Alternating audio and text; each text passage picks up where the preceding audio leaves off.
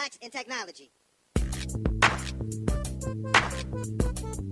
Blacks in technology. Blacks in technology. Blacks in technology. Blacks in technology.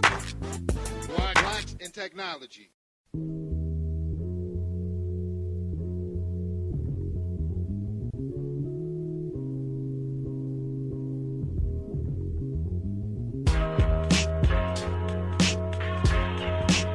Welcome, everyone, to the Blacks in Technology BITTechTalk podcast, a show where we talk to Black people who are engineers, innovators, educators, inventors, change makers, and entrepreneurs doing amazing things in the world of technology.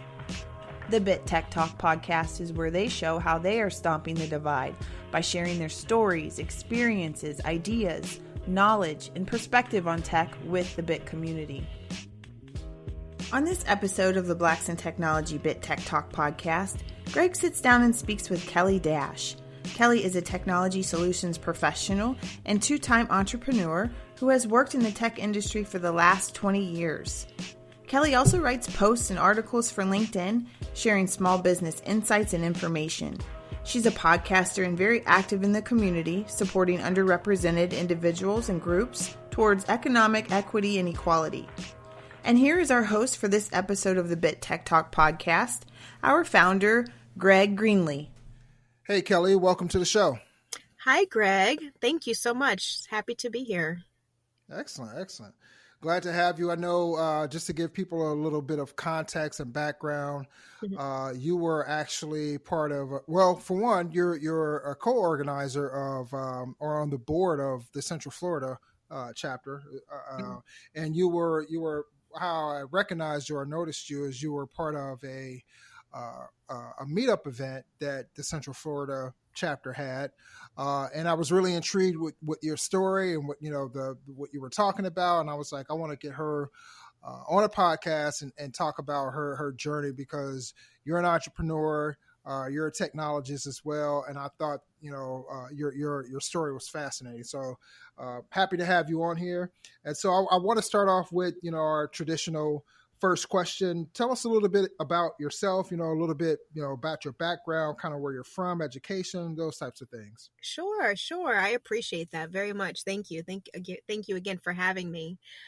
So I live in the Tampa Bay area, but I am a Philly native. I was born in Philadelphia, and then I moved to Northern Virginia, in Fairfax County. I don't know if you're familiar with that area, but yeah. I love that area. It's highly congested and crazy now, but yes, it is. I'm in Florida now, and I do love it. So I started my education actually at George Mason University as an electrical engineer, and life happens, and I had a daughter. So I continued on working. I started working in technology for a company called Intelligent Decisions in Virginia. And when I moved to Florida, I think this was about 1999, I started working for the technology company, and I moved to Florida in 2004 and continued on with the technology journey. But my education, although I started as an electrical engineer, it took many turns, many turns, business degree, a sociology degree, a public administration degree. So my experience is broad, but I really fell into technology back in the late 90s, and I loved it. And so I kind of stayed in it. I worked for Nextel Communications as well. That's telecommunications, but I worked there for a couple years. And when I moved here, I worked for 3 different managed service providers. And managed service providers are those companies that manage the networks of businesses, small and large, their servers, their networking devices, their PCs, right, all the way down to the end user. So I did that for about 15 plus years. In a variety of roles, relationship management, technical account management, service delivery manager. So I love being a part of the end user experience while Right. also being able to learn and understand from a technical perspective. So you were talking about the panel discussion that kind of brought your attention brought light to my skills, and we were Right. talking about non-technical roles in a technical world. And Right. I'm not super technical. I think over the years I've become, I can talk to talk, but I'm Right. no way an engineer. But I was able to build relationships with the customers and with Hmm. my peers that I worked with Right. to understand what was going on. And probably, my sociology degree and just dealing with people, it just kind of came naturally for me. Right. And I said, you know what? I want to start my own business. I said, I've been doing this for like 15 years. So I think I want to do this for myself now. So after many, 15 plus years and working in different, always in technology, but for different Right. companies, I Hmm. really wanted to branch out on my own. And I just said, okay, I'm going to do it. Pretty interesting journey, and let's not take away anything from, like, because being an engineer myself, like I come across people who are not so technical, people who are semi-technical, and people who are hardcore technical, um, and I envy those people that can straddle that line, right? Mhm. Like between business and between the engineering, the technical side of it, because I'm not business savvy, and I'm not as business savvy as I could be. Like I'm super technical focused, engineering focused, Right. and I wish that I had that part. And I've ran into quite a few people. People who are project managers, and some project managers are not as technical and things like that, but they definitely can talk the talk. They know from a broad standpoint how things connect, how things work. They might not know the steps, the 1 2 3, you do this Right. first, second, and third on how to do it, but they definitely know what things are. So I don't, I hear what you're saying, but at the same time I understand, like, you might not be as technical, but there's definitely a tech aspect to things that, to what you do from a day to day, because you can't, I mean, let's be honest, you can't be not technical at all and get Right. away with providing solutions and things like that to people. That wouldn't fly. You'd be all over the place and prescribing things that didn't work and things like that. So You're right. You're yeah. absolutely right about that. I shouldn't discount that because, you know, what the challenges that I encountered, or at least for some of the customers that I had, they're not super technical. So you Right. have the engineer come in and talk with them, and they're like, I don't understand what you're talking about. And they get Right. frustrated and they say, forget it.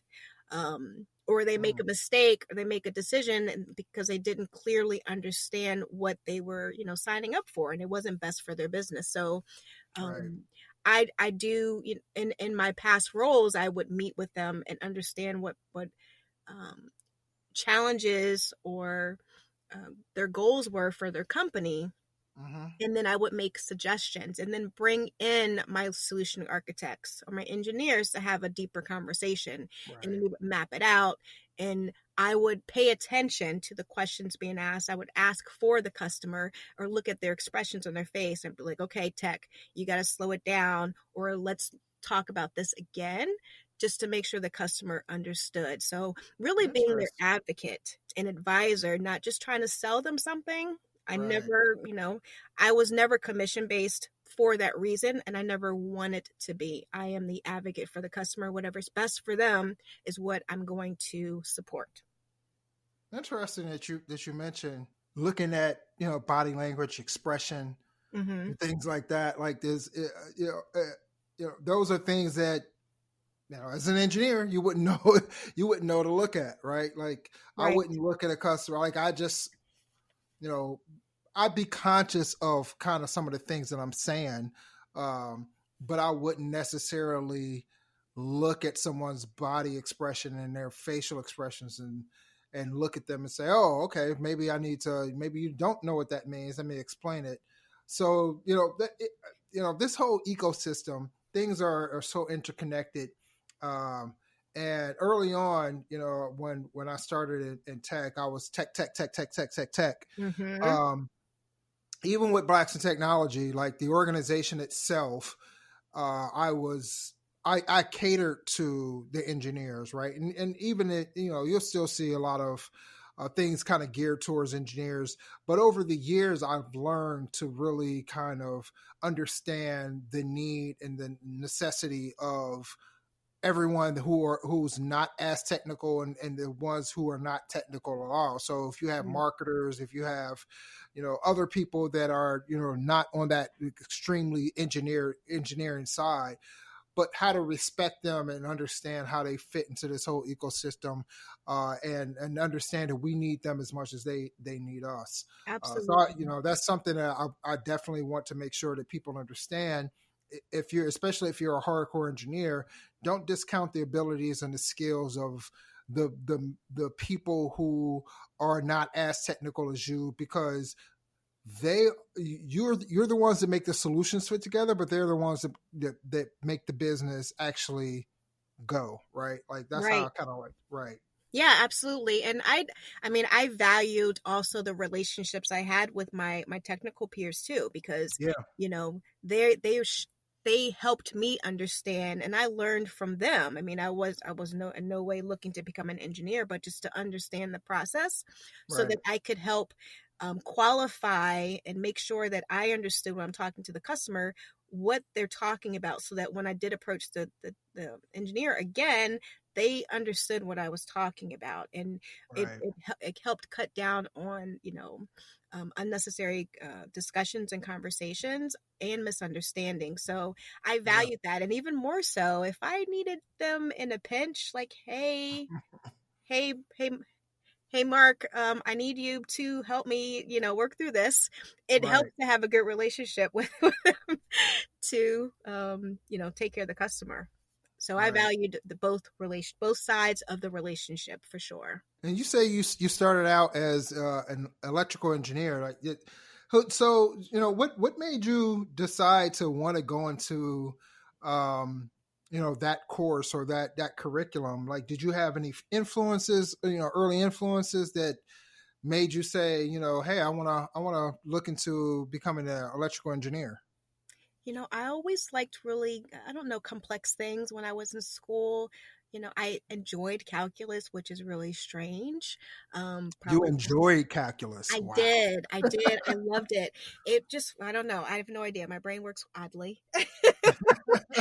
um, and I don't really know what it was. I took, um, at the time, and like this was 1992. Hmm. And at the time, there were not a lot of computer classes either. So Right. um, I just leaned towards engineering because they were the most prevalent of the classes and courses that were available. I think I took a Lotus Notes class. Wow. Exactly. And that was a big deal. So I always had a little bug for that. I enjoyed math, and so I thought electrical engineering was the right path for me, but it wasn't. Do you know why? Because there's a lot of chemistry. There's a lot of like things I don't like, and so I said, okay, I need to find something else. And then I just went on a long, long journey, and finally, uh, I finished my degree at USF here in Mhm. Tampa, and I just at that point this was 2007, so mind you, I graduated in 1992, and I didn't get my degree until 2007. So if that tells you anything, perseverance and determination and going back to school, Yeah. um, after life challenges Hey, and I'm with you. all of that, Yeah. it's something that you really want to do, you can do Yep. it however long it takes you. So what? Yeah. I mean, I relate to that so much because I mean, I pretty much had a similar journey. Like, I graduated in 91. Okay. I went to a community college right after that. Hmm. And I thought, like, this is what I'm going to do right now. because as you said, like, computers in that sense were fairly, I wouldn't say they were brand new, but they were fairly new, like especially amongst Black people. Like, Right. Yeah. so Hmm. I got out of high school and went to a community college here in Cincinnati, and I was well on my way. I was going to classes, and then things happen, life happened, Yes. um, and I had my daughter, and like I didn't actually get my degree until like 2011. That's Isn't when it I so funny? finally I went back, know. and I dibbled and dabbled in odd That's end it. jobs and a bunch of other stuff, and I didn't really. I had gotten into tech probably like in 2000 ish, like early, like 2000, between 2000 and 2003. I got Yes. into tech, but I was self taught, right? And I decided back in I was well into my career and everything like that, because I started out help desk, then I got a job as a network admin, then as a systems engineer, and I was just like, you know what, I'm going to go back. I'm going to get my degree, mainly for myself Yep. and for my kids, Yes. uh, to show them that it's possible, and that this is an avenue. If they want to take this avenue, this is definitely for them as well. And just have something to show and be able to hang up on a wall. But I didn't, similar journey. Didn't do it Yes. until later in life, and I'm happy I did it. It's definitely an accomplishment that I cherish. So I can relate. That's very funny that how closely aligned our journeys have been. I mean, I at the end of when I did finally get my degree, I just wanted to get a piece of paper. I was well Yeah, into my technical career, yeah, and I knew I didn't want to start like from the bottom, going taking all the tech classes and all those things. I was like, I'm already doing what I want to do. yep, I just want to get a piece of paper. So at the end yeah, of it, it was just give me the piece of paper, because it shows I was determined and disciplined, and I accomplished something. And to be a yeah. role model, I have 3 daughters. So Nice. to be a role model for them, to say, even if you go off track, you get back on track, and you're not, there's no race against yourself. You do it when it's appropriate for you, and I when like that. you have the ability. So Yeah. I'm glad I did it. you know, it's it was a long it was really long, but I did it. Yeah, yeah, yeah. I love that, because everybody's different and Hmm. everybody's journey is different, and what fits someone might not fit the next person, right? So, Right. um, excellent, excellent. So you're out of Tampa. What's the tech scene like in Tampa? What's going on in Tampa right now? I mean, what I mentioned that I came from Northern Virginia, and Right. I'm stumbling over the right thing to say, that in the DC area, it's very diverse, and it's a huge, wonderful, Black population of business professionals, Black professionals, which is fantastic, and Yeah. they're all over the place. Um, what There are definitely Black technical professionals here in Tampa. Mm-hmm. It's a little bit harder to find. I'm gonna say find them, but we're not all gathered and together, um, and Right. as visible as Right. I find in other metropolitan areas. So we have an opportunity here to really showcase the talent that is here. And that's really why I'm a part of, BIT here in this area. Like, we've got the talent and the people, and they're passionate and they're great professionals. We Mm-hmm. need to highlight them, and we need to, show our community that we're here and we're doing great things. So that sounds similar to kind of Cincinnati, like where um, there's enough of us here. Hmm. The camaraderie here is different, right? It's like it's not. And I say, I'll for example, I remember years ago I went to there was a conference for VMware, Hmm. and this is when I was first starting Blacks in Technology, and so I'm there representing the company that I worked for at the time. But at the same time, I see a Black person, as few of us as they were, there were. I'd go up to them and I'd talk there like, hey, I got this community, this online community, blah blah blah, and it was not as welcoming as I would have expected, right? So I'd go up to them, I talk to them, and you think like their eyes would light up, and they, oh man, that's fantastic, wow, and it was just like, oh yeah, okay, I'll check it out, right? And it was a little bit. Yeah, and I think it was, I think some of that is because I think the journey in some of these spaces here in Cincinnati is the journey becomes so tough in a way, right? That when you get there, you're much more concerned about staying there than you are about anything branching out and reaching back and in my life. Just let me coast. I worked so hard to get here. I just want to just let me be in my own space. Don't ask me to participate or do anything. A little bit like. And also, Greg, I feel that there's so many organizations that come up and then go down. And so you get excited about something, right? I feel that's more like that. They get excited about something and then it's like, oh, but it's hollow. Right. Or it's short-lived. Yeah, I can see that. Well, I hope that BIT is fantastic. I appreciate that. For sure. I was really excited about being a part of it, and it's been great from my own personal experience. Nice. I try to participate as often as I can, and I have. Right. And it's exciting, and there's like young and more mature people like me a part of it. So. Right. Well, that's good to hear. I mean, it's been a long time in the making. People talk about like.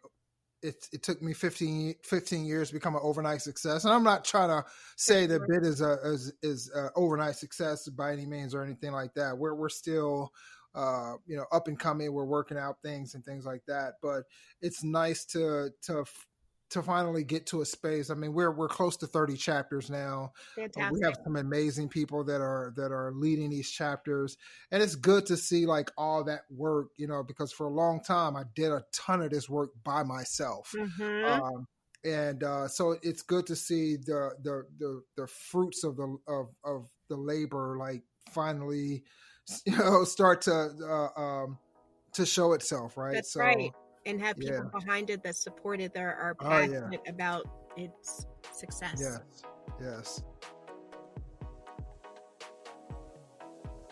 BIT is always focused on forming new partnerships and opportunities to assist the community and our members with their continued professional growth and development. If you'd like to partner with us, send an email, inquiries@blacksintechnology.net. Do you have a product or service that you would like to share with the BIT audience? Or maybe you'd like to support the BIT community and do your part in helping us with stomping the divide? Start by sponsoring one of our podcasts. Please email us at contactus@blacksintechnology.net. And now back to the show. So who did you have as a influence? Like, was there anyone who you had influenced you or coming up in tech or?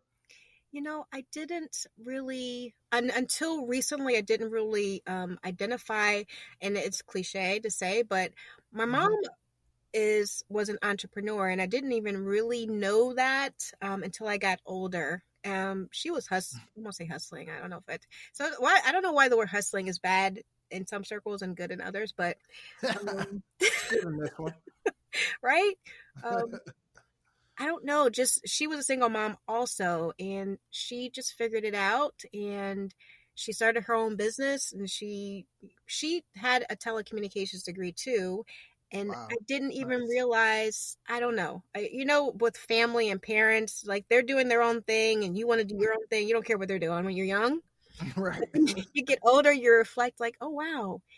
Subconsciously, I feel that I was something happened, something positive stirred in me, just probably watching her do Yeah. her thing, honestly. So I would say her, absolutely. And Nice. she's she's really strong and tough. So she's a straight up Philly. She's a straight up Philly gal in a gown. Oh, It's amazing, right? Like, as you become older, you become an adult, you start to really reflect on those influences, and right, you don't understand it more like as they're influencing you yes. when you're younger, but you really start to, because I start to hear a lot of my dad in my voice, like right Mm, now, where back in the day you were just like, oh man, I hope I'm not like my dad when I grow up. But then when you get older, you're just like, whoo, man, my dad had a lot of influence that's right. on me. Uh, it subconsciously, That's right. the work ethic, because my dad was a jack of all trades. He could do anything, like, and he worked hard no matter what. Like he worked to make things work out no matter Hmm. what he did. And so I see myself in him, or I see him in me, or Right. whatever. A lot of that, right? Yes. Um, and you don't really start to understand and respect that until you really get older. Then you start to say, "Wow, man!" Like you see how powerful your parents really I were. know. I know. Even It's through all amazing. the struggle, you think it's just like Yeah, struggling and, it's just mess. But then you yeah, look back and that was like, that was tough. And they worked it out. And yeah, I see that. I'm proud that I have noticed that now. And I'm hoping as my girls get older, they see that in me because, as a parent, you try to grow your own business, you have that guilt. I yeah, had school guilt because I had to go back to school. And then I yeah, have like trying to grow my own business guilt and not having as much time for them as yeah, I want, and I have to be really conscious of how I spend my time to yeah, make sure yeah. that they, feel involved and that, they're important to me. Yeah, 100%. I have a couple of young ones myself, and I have to be really cognizant to really, make time for them and their activities and things like that because, I work full time. I run and operate Blacks in Technology as well. And being in IT and being an engineer, like it's constant Yep, learning. Like exactly. it's all the time. Um, so you have to really manage your time well, and you just have to be cognizant that you know there's other people who don't understand at this point Right. the sacrifices that you're making, and so because they don't understand, you need to really put aside some time for them because they don't understand. Right.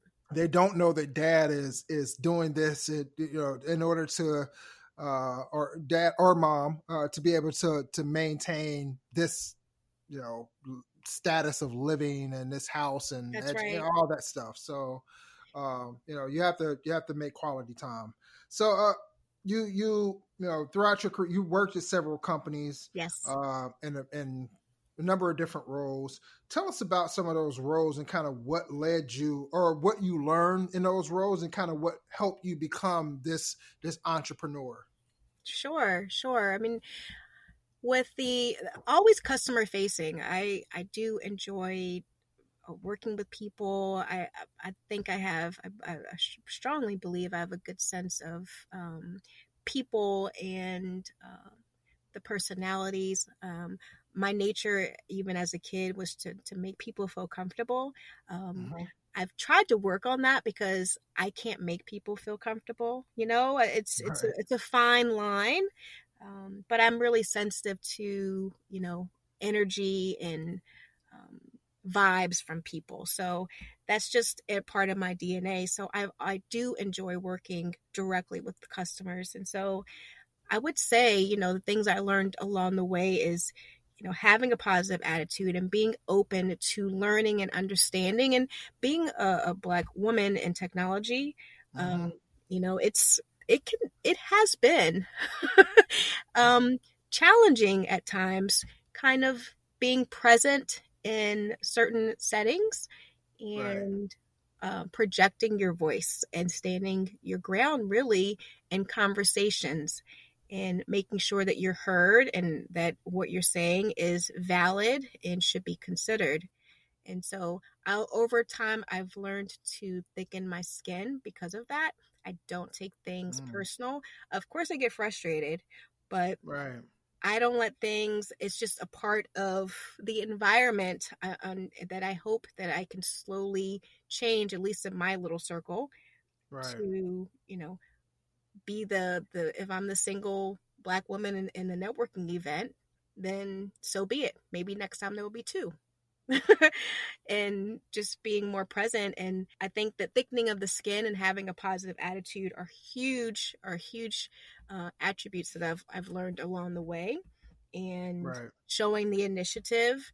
I don't know a lot of the technology that changed, as systems went from on-premise to the cloud. That was a huge learning curve for me to understand that and start having Mm-hmm. conversations with customers about, okay, you've got this system here. It's a physical box, and you can take it to the cloud. And they're asking questions. Well, what's the cloud? Where's it going? Like, who, Right. who who owns the cloud?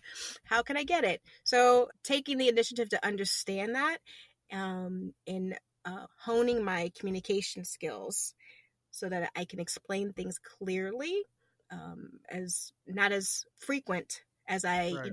probably had done in the early days, and just projecting, confidence and knowing what you're talking about. So, for me, being a black man in tech, I recognize that there's privilege there, right? Right. So I don't have the same experiences. Like, no matter what, yeah, I'm a black man, but I am a man. So that in itself provides me some leverage, Right. right?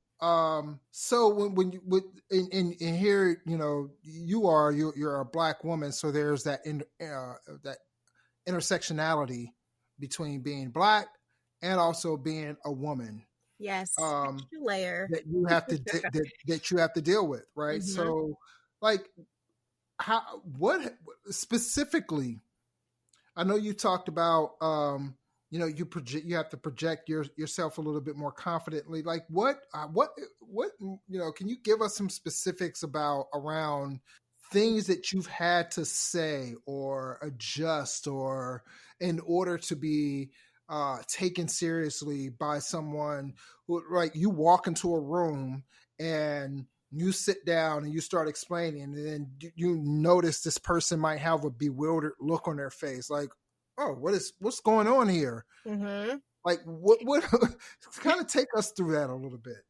Well, I can share, one of the things. I don't know if I picked it up myself or someone told me, but Mm-hmm. one piece of advice that I learned to do is when I'm um, at a meeting or an event where we have the opportunity for the audience or participants to ask a question, I Right. always had one question to ask, just one of substance to ask. That one forced me to get comfortable speaking in front of people and Right. people, that were in that setting. So I got more comfortable doing that. And two, that people paid attention, that I was bold enough to be one of the few. Not everybody likes getting up asking a bunch of questions. Some do, Right. those odd individuals. But Mm-hmm. being able to stand up and ask one question gets you recognized, like, oh, and if it has to be of substance, don't ask a silly question, but you ask us a question of substance and people will notice you. And so after the meeting or after the networking event, they're looking at you differently than they were before, where before you were invisible to them. That definitely, if that's anything in any in setting, if you can ask in a meeting of your peers, in a department meeting or whatever it might be, ask Mm-hmm. one valid question, that will go a long way, to build your confidence and then also to be seen and heard. I And definitely agree. yes, and one other thing, my company name is called Hawk Business Group. for a reason. The hawk symbolizes me because in my past life, I worked for a company, and my responsibilities were to follow back up with the customer. If they're having network issues where they're down, the engineer is head down trying to fix the issue. So I'm the runner communicating, giving that customer updates. And there was a situation where I said, okay, Mr. Customer, I'll call you back in 2 hours and give you an update, because that's what my engineer told me. I went to my engineer at the 1 hour and 59 minutes. I said, okay, what's the update? And he said, I don't have an update for you, Kellye. Like, kind of like, you're annoying me. I was like, well, you told me to come back to you with an update, and I am going to do that. And, I'm responsible for communicating back to my customer. He goes, you are like a hawk, Kellye. You do not let up. You do not let up. I was like, you know what? I'm going to take that as a compliment. Thank you. He didn't mean it. Right. He didn't mean it as a compliment, but I took it as a compliment. Thank you. And he gave me that update. I know that much. Nice. So being kind of relentless, being a thick-skinned is important, but following up and being accountable to what you tell me you're going to do, that's what the customer expects. You have to follow through. Exactly. And so let's talk a little bit about your business, Hawk Business Group. Your technology services firm. Yes. For those that don't know what that is, explain to the audience, what is a technology services firm? Sure. So Hawk Business Group is a technology services firm that supports customers mostly here in the Tampa Bay area. If they have satellite offices, if they have remote offices, we do support them in the capacity of maintenance and support of their networking environment. So at the multiple servers, whether it's on premise or to the cloud, their PCs, even their mobile devices, because of course those are like mini PCs. So we manage their and monitor their environment proactively on a monthly basis, and we'll provide on-site checks and things like that, just to make sure that their systems are running properly, but then also monitoring them to make sure that they are not at risk or vulnerable to attacks that many other firms and companies fall victim to. So you pretty much, your business does everything from managing networks to managing the servers to managing the mobile devices to the PCs to the security aspect of all that, right? Yes, we monitor the perimeter of their environment, and we provide patching and updates of their servers and their PCs. If users get locked out, if their password, if they've changed systems, we do system replacements, of course. They've got a new laptop or desktop, switching those out. Antivirus, making sure that those are installed. A lot of customers are going from Exchange to Office 365, or if they're using the Google Suite, we manage that as well for them.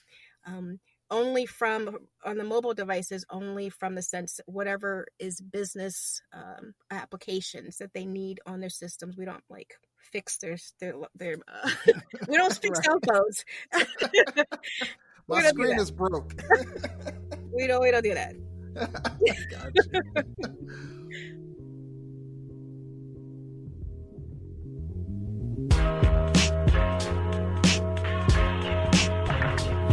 What's up, everyone? We hope that you're enjoying this episode of the Blacks in Technology BITTechTalk podcast. Do you or someone you know have a dope story that they want to share with our BIT audience? Blacks in Technology is seeking guests to be on our podcast. We're looking to highlight the journeys and experiences of Black women and men in the tech industry. So if you know of someone, send them our way. Shoot us an email to contact us at blacksintechnology.net or click on the link in the show notes and fill out our form. We're looking to hear from you.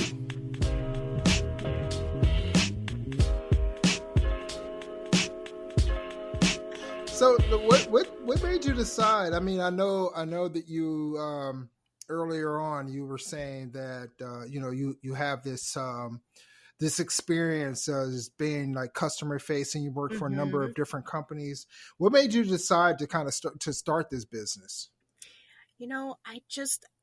I said, I am using all of my talents for someone else. Mm, And I'm doing exactly what I would do for a firm, another company.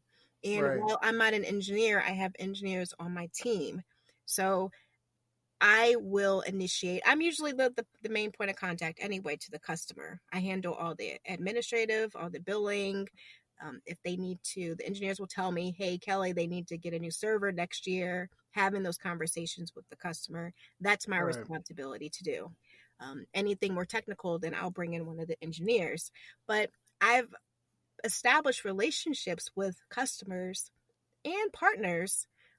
When I started my business, I reached out to um, a larger firm, bigger than mine, like tenfold me, and said, hmm, "Hey, if I get any customers that are complex that I can't manage myself because I'm small and I'm growing, I said, would you take them on and we'll have a partnership agreement between the two of us?" right, So I have direct customers, smaller customers that I support, and that means 20 users or less, give or take. And for organizations that need support that are larger, I've I will enter into an agreement with this partnership. So I reached out to the partner. He had never reached out to the owner, who I knew because I've been doing this for a long time. And I said, right, hey, this is what I'm trying to do. If they're outside of my wheelhouse, would you support them? And you just pay me a fee every month. He's like, okay, I've never done that before. I said, well, today is a new day. And so we entered in an agreement so that I wouldn't lose out on that type of business while the customer still is being supported. I'm still, being compensated for bringing them an opportunity, and I can still grow. There's no conflict because, they're at a certain threshold right. before I would pass them on. So I I'm really take pride in that because the partner never established a relationship like that before, and I knew Hmm. that I didn't want to say no to any new business. Say I can't support you, but I have a partnership with this company, and they're still my customer. I still call on them and make sure that they're good, but they're just being managed by someone else. Wow. How did you get started with that? Like, what was the kind of at that moment where you were like, I'm gonna venture out on my own, and this is how I'm gonna do I know. I probably got frustrated one day, Greg. I don't even it. know. you know, and all honesty, I was working for a company, and I knew that it just wasn't a match. It just wasn't a match. I wasn't happy. Mm, Like, just the culture was not good for me. And so I said, right. I'm going to try to. I was approached by a recruiter.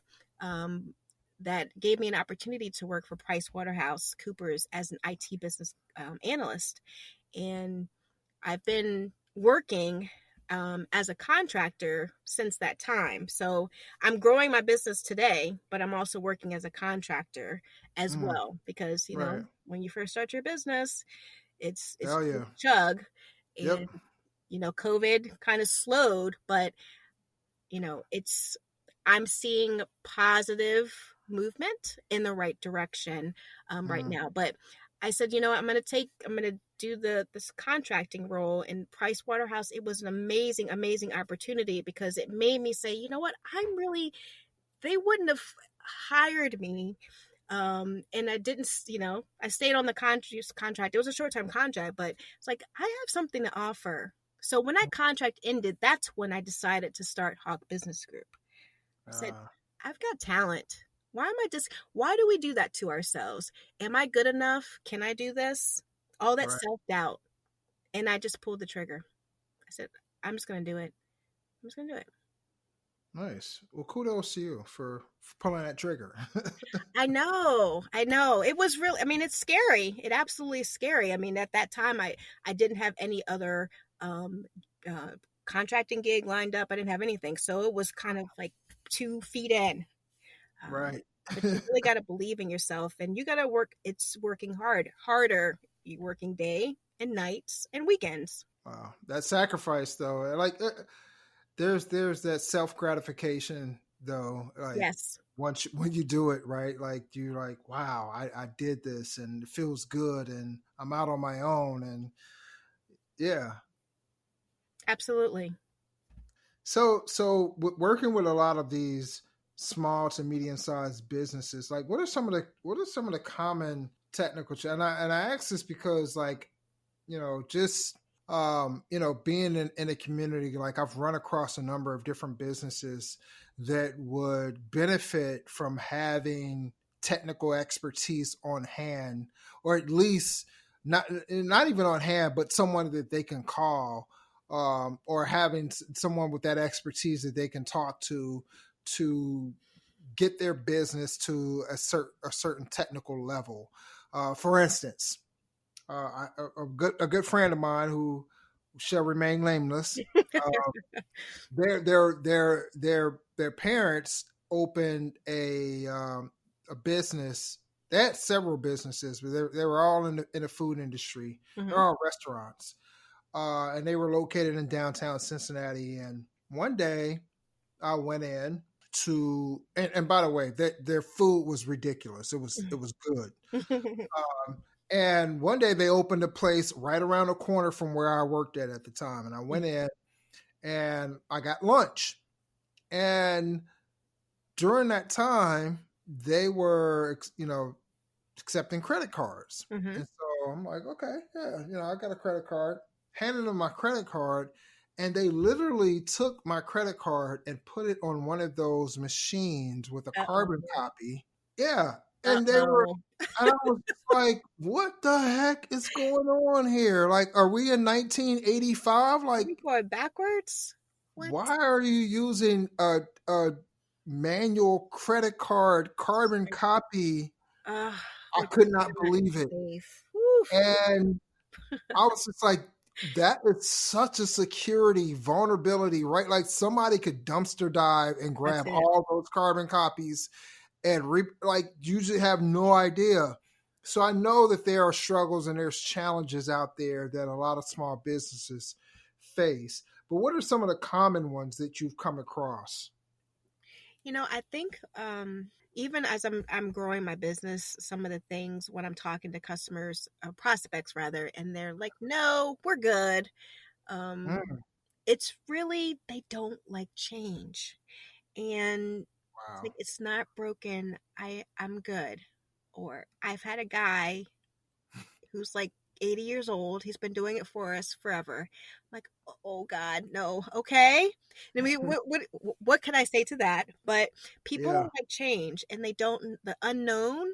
And if it's not broken, don't come in here trying to make changes to it. I know it's archaic, but it's working for us. We've got this old 2003 server, but it's still working for us. We're gonna keep it. Like, Wow. uh, so it's honestly what I um have been doing. One of the things that I send out with my company is a newsletter. So when Mm, people say no, we're not interested, I said, okay, well, would you be interested in our newsletter? I used to send it out every month, but now it's quarterly. And I just, in that, try to share helpful information that they can use in their business.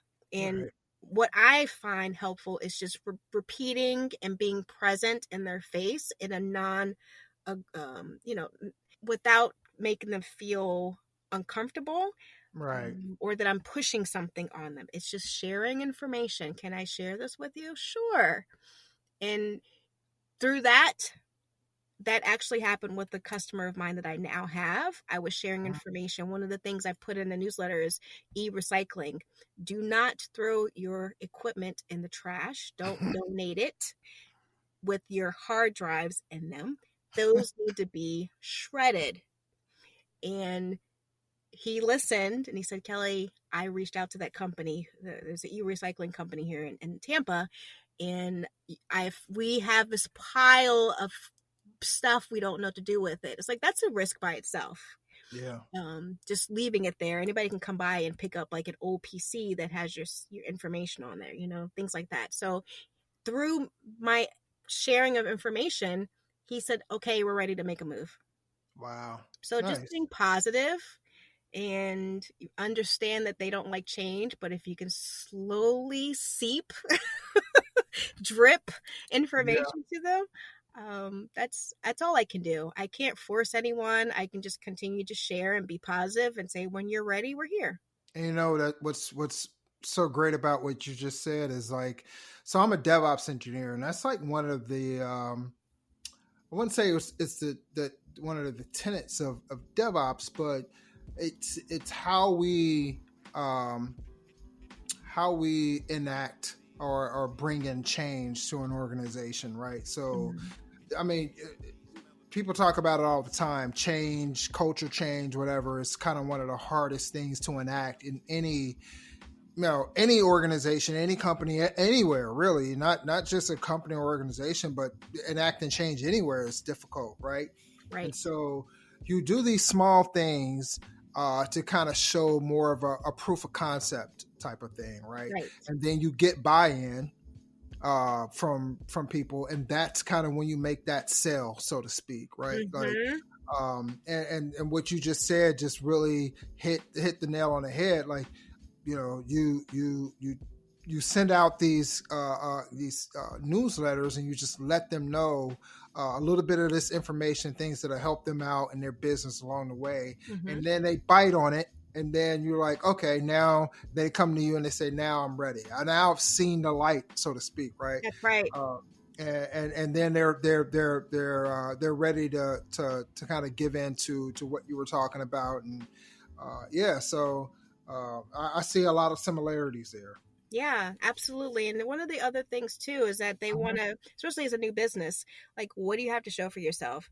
Like, okay, I hear you. Actually, someone reached out to me just last week and said, hey, I just started a business. I'm like, okay. And I want to collaborate with you. I'm like, okay. Where's your, it's like, where's your website?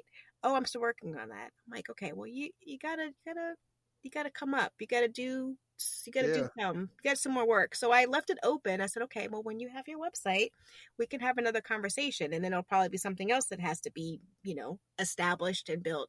But right. I learned, that you have to show you have to show that you're, I don't want to say an expert, but you have to show that you come with knowledge and skill. And Yeah, I do that personally through like the podcast that we're having here. But then I write LinkedIn articles, yeah, and, the newsletter helps. I'm on social media, and actually right before COVID hit, I was going to offer a business workshop for people who wanted to start their own business straight from their home. Like, here are nice. the basic things that you need to get started. If you want to start a business from home, these are the things you should do, free and at a nominal cost to get Mm, started. nice. You have to bring value for them to say, okay, I'm Yeah, listening. and that's a good segue into the next question that Hmm. I have. What do you think are some of the things that that has made you a successful entrepreneur? I would really say establishing quality relationships and having a positive attitude, and Mm, having a reputation where if you are not in the room, someone talks about you in a mhm. positive way.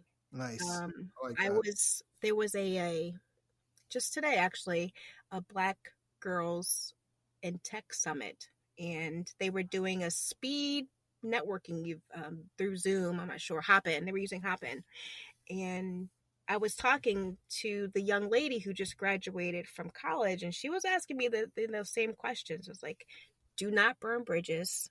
If you're interested in something, if you're interested in what this other peer is doing, go and Right. talk with them, like develop a friendship with them, and, establish those relationships. Because even for me, I started my business, I was able to rekindle my past relationships that helped me get started in my business.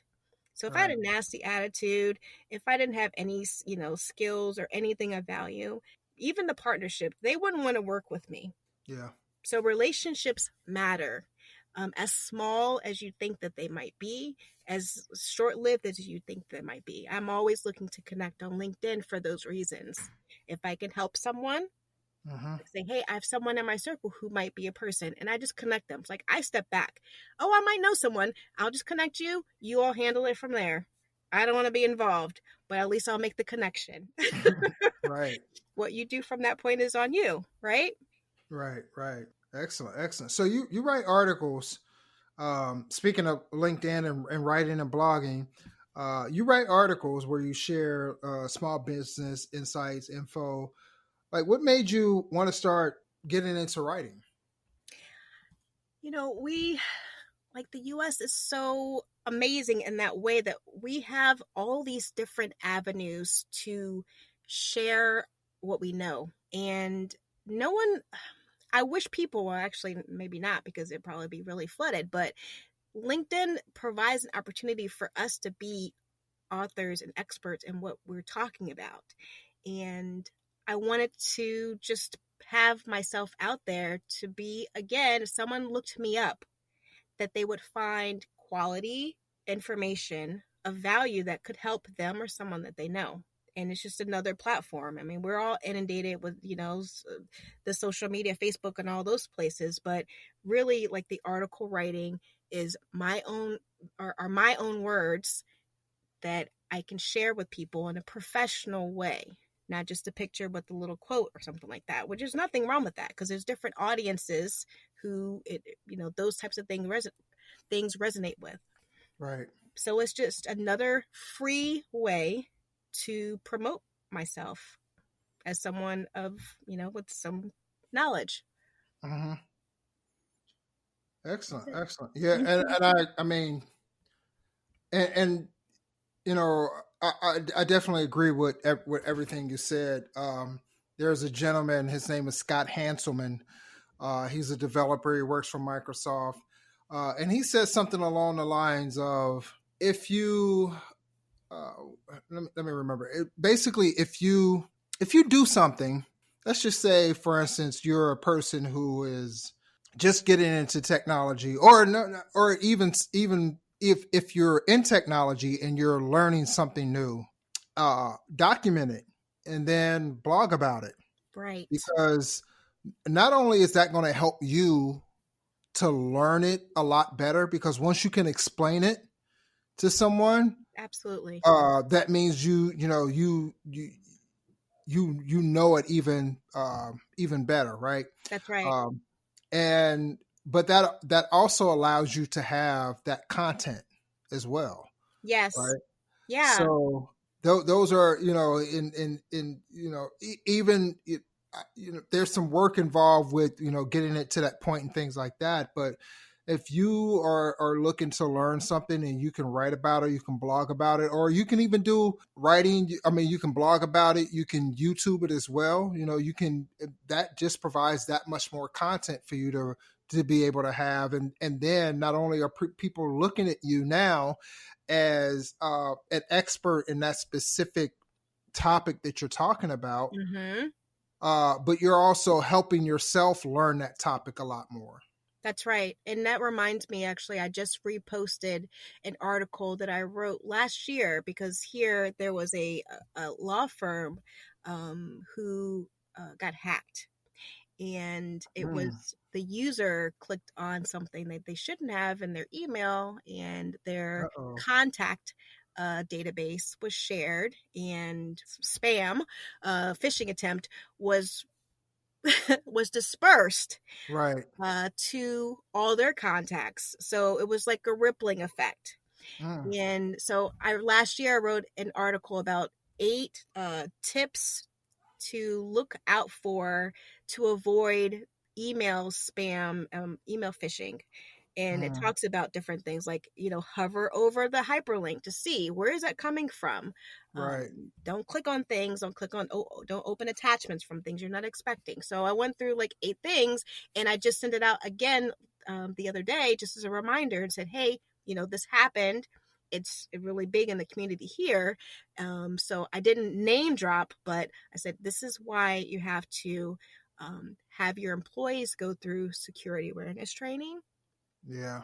and, remind them not to click on things, because as innocent, they've got the firewall in place, they've got the antivirus, all that stuff. Nothing's 100%, right? Yeah. One thing Yeah. came through and it was an inside user who caused the issue, an embarrassing issue at that.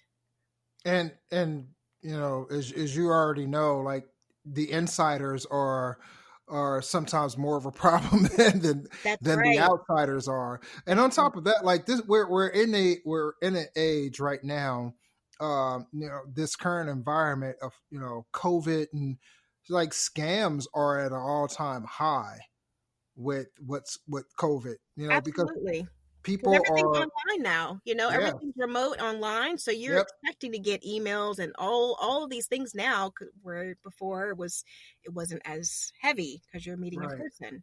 Yeah, yeah. Yeah. exactly. So you also, in speaking more about content and content Hmm. creation, you also host a podcast targeted Yes, towards small business called the Business Blend. So yes. tell us a little bit about that. What was the motivation behind that? Like, what's the show about?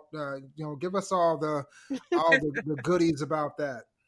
Well, I can't sit still. That's basically why that's what came to me. I You and can't me sit both. still. I wanted to, again, just to have another platform to just share my voice. I don't know if there was something that kind of triggered it, but it's like, podcasting, it's a small little cost to, invest in it for the podcast hosting, but it's like, Right, this might be a cool thing. Other people are doing it. Why can't I do it? That, right, that was kind of my mentality. It's like, well, why not? Let me try it. If, one person listens, it's fine. Um, I wanted to provide a space for people, small businesses like mine, hmm, to share their small business journey, to encourage others, to inspire others, to say you're not alone. Um, and so I invite small business owners on to talk about their business, how they got started, what struggles they had, how they market their business, right, any advice that they would share with someone else in the same industry, or just broadly. Like, what would you share? And also resources. I invited resources on to talk about how to best use LinkedIn for your business, things like mm, that. Um, right, just to support the small business environment, because I feel I the more I could get, because I was so excited to start my business, the more opportunities that I could learn. It's like, okay, there's a podcast that talks about small business. There's a YouTube that talks about small business. I wanted right. all things. So Mm. I wanted to create that kind of platform to share what I was experiencing and what others were experiencing. Nice, nice. And the cool part about that whole thing, what I've learned from podcasting for all these years is that you learn something as well as well, That's having right. all these knowledgeable guests on. I tell you, and I often said too, I was like, I'll be picking up that tip. Like, well, I need to call you on that. Right, right. It's funny because I watch what is it, diners, drive-ins, and dives, a cooking Yes, show yes, with Guy Fieri, and it's funny because he does that all the time. Like he'll go into a restaurant, he'll see like a recipe, and he'll tell them right there, I'm using that, by the way. Like that'll be on my menu that's in right. one of my restaurants. Whatever that's it's absolutely true. And Yeah. I used a lot. I had a small business attorney on my podcast, so Mm, I was asking questions for the audience, but also for myself. right, right. Exactly. So how can people tune into that podcast, and then tell us a little bit about if Yeah, there's someone who wants to be a guest, how do they do that? for sure. Yeah. So I since I took a small hiatus, but I'm coming back now. But I'm on iTunes, Spotify, Stitcher, and Google Play. That's where you can find Nice. the podcast. Hmm. And so those four spaces. And I do have a Google survey that I send out, asking questions like, what's your industry, what would you like to talk about, just so I can make sure that it is the conversation and an interview is of value for my small business audience. Mm, So excellent, I will excellent. share that with you. Yes, I do have a link for that, for Yeah, interested definitely. parties to complete. Yes. Okay. Something interesting I read in your bio. Um, I think it was in your bio. Maybe it was somewhere else where I was doing some research. But Hmm. anyhow, you said something about early on as a young parent. I was only focused on success and what I thought it looked like. Being happy was an afterthought. As I've Hmm. gotten older and wiser, I've now realized it is more important to be happy first. And with all the things that I mentioned, success will follow. Yes. Explain to me what, because I totally relate to that. But explain to me what you mean. How did you come to that realization? I think because I was a young parent, I was focused on I got to get a job, I got to get money, Uh, I got to do these things that my parents want me to do, yeah. and I didn't focus on what do I like, what do I want to do, because you close your eyes and you open your eyes and it's 20 years later, Yeah. right? It's like, Yeah. and I don't think that you can understand that or appreciate that until you get older because you're young. You're like, I got plenty of time. You know, I'm supposed to work this hard. Like, no, you don't have to. It Yeah. doesn't have to be that hard, but you're dealt the hand you're dealt. But I share with people, just, and even with my girls, I want you to do what you love to do. I want you to, be prepared, um, and confident and driven with whatever you do. I don't want you to be a slacker, but I don't want you to be a happy slacker. I want you to be a happy, productive member of society. So what do you want to do? And even with my oldest, graduating with college, like she didn't know what she wanted to do when she first started college, which is fine, no pressure. I didn't know either, and she found her way, and just it should happen naturally, but be prepared and be disciplined so that you're ready for that course and know that that's what you want to do and be happy Mhm. with it. I want you to be happy. I want to be happy. Now that I look back on things, like I could have done some things a little bit differently. Yeah. So I'm a little bit more adamant about my girls kind of like, what do you like to do? When I ask them the question about what they want, going into college, what do you enjoy? And that's how I start the conversation. Excellent. Yeah, and I totally agree with that. Like my firstborn is a woman. She kind of she took the long way around, so to speak, in some aspects, and finding her footing and what she wants to do, and she's super intelligent, way more intelligent and aware, knowledgeable than I ever was at that age. I It's know. That's what amazing. we hope for. Right, right. But and one of the things that I always try to uh, drive into her early on is to do these things early so that later on, like you can Hmm. relax a little more. Uh, but she took her own path and she's doing her own thing, and it's just amazing, from a parental standpoint to see that all come to fruition Yes. and see them finding their way and doing what they love to do and things like that. So I definitely can relate to that. Yes. So what's next for you? Oh, wow. You're Well, doing like you're doing like 2010 things. I know.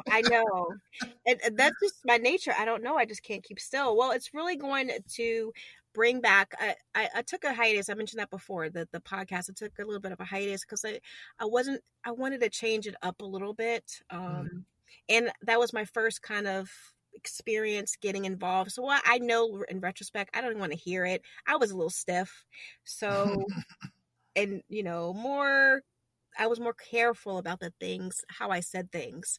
And so I said, I need to take a step back. I need to be more me. Mm, And so I need to, let me just take a break, unplug, just like with the unplugging a computer, plug it yeah. back in and just restart. And so that's what I'm doing with the podcast. So that'll be coming up. And I do want to create a couple like free and small paid little ebooks on how to Nice. get started in business. I have a couple ideas that I want to do and just to offer out for people. So that's next Well, on the I'm immediate gonna horizon. I'm gonna say this. Tell me. I sucked when I started my podcast. If you listen to any of the early podcasts, they are horrible. As a matter of fact, don't listen to the early podcasts. Start from like episode 50. Right? They were horrible, but you get better. I know. This period that you've taken to kind of step back, and it's going to help because you start to learn who you want to be in these podcasts. Yes. And for me, for instance, I know, and early on, I'm everyone has this fear of public speaking. Yes. And everyone's not great at public speaking. But I used to be in the music. So you would think that I would have like an advantage somehow of being in the music. I've been on stage in front of tons of people and doing and performing and things, but it's not that. It's a totally different. So you have to step back and you have to say, okay, for me, it's like, take some of that, that performance from, when you used to do music, bring that to your podcast, bring some of that personality to your podcast, because that's what people want to hear. They want to hear authentic you. They don't want to hear stuffy you. They don't want to hear scripted you. Nope. They want to hear you. They do not. They do not. Yes. And that's not authentic. And I want to be I want it to be perfect. And so those early episodes, whew, but don't worry about it. You're going to get better. There was something else I was going to say, but I kind of forgot where I was going. But yeah, definitely for the podcast. Probably one of the other things too, Greg, I wanted to mention. I want to start mentoring like young women in high school and college, like getting out of high school, getting out of college, and sharing things that I experienced and just helpful information. Because you go out, if they want to get into tech, whatever it might be, like out even just from a personality or an action effort perspective, just share. That sounds like a good program for BITT too. Yes, really. Honestly, Greg, that's a good idea. Yeah, but that did make me remember what else I was going to say. You talked about your ebooks, and I always say this before, during the podcast before we jump off. Once you get that going, let me know. Because one of the things that I want to do, or I like to do, is promote what people in our community are doing. Great. And Blacks in Technology has a nice network. And if you're doing that, like, I love to promote what you're doing because it benefits us as a community. Thank you. It's going to be. I want it to benefit you as well, right? Sure. So let me know once you get that ebook. Okay. In whatever format, however you want to put it out there, let me know. Because it's a win-win for me, right? Like, it's content for the Blacks in Technology site. I'm helping out a fellow BITT member, BITT chapter leader, and then it helps you as well. So that, I always let people know that we're here to promote and highlight the goodness that comes out of our community. Yes. And that's exactly what I want to offer to you as well. I appreciate that. Yes, thank you. No problem. You're welcome. So before we get out of here, how can people learn more about you, your business, how to follow you? Give us all that good stuff. Okay, well, my last name is Dash. So if anyone wants to email me, they can at K, my initial K, last name is DASH, at hawk, B as a boy, G as in girl.com, hawkbg.com. I'm also on LinkedIn and Facebook, Instagram. I have a YouTube too, and then the podcast, The Business Blend. And what about the URLs for the business in case anyone needs your services? For sure, it's hawkbg.com. And they can always call me also. 813-862-1808. Nice. Well, Kellye, I definitely want to say, thanks for being a guest. Thanks for dropping some knowledge for our audience and our listeners. We wish you the best of success and luck. And thank you for taking the initiative, for being an organizer of the BIT Tampa, the BIT Central Florida chapter. Absolutely. Lots of great things coming out of that chapter. Shout out to Jesus, for doing this thing as well. And we appreciate it, and we look forward to what you're going to bring to the community in the future. Thank you so much, Greg. Thank you for having me. I'm happy to be a part of this organization and a part of this community. So thank you so much. Thank you. Take care. Bye-bye. Blacks in Technology. Blacks in technology. Blacks in technology. Blacks in technology. Blacks in technology. Blacks in technology.